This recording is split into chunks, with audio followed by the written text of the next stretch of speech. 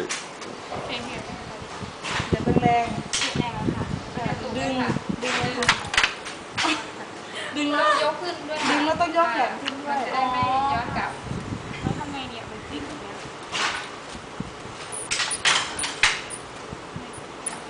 อ๋อดึงแล้วต้องยกขึ้นด้วยค่ะปล่อยก่อนค่ะ You have to have good เหยียบ coordination. ข้างนี้ค่ะพี่เล็กเหยียบข้างนี้เอาประกันเข้ามาแล้วก็ปล่อยออกไปอย่างนี้ แล้วก็เหยียบอีกข้าง ดึง ก่อนแล้วก็เหยียบเหรอคะ แล้วก็เหยียบเอาเข้ามาเลยค่ะ It's hard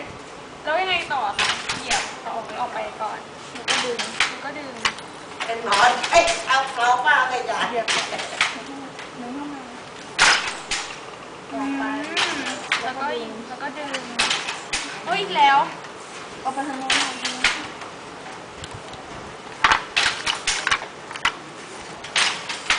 ขาดนี่ค่ะ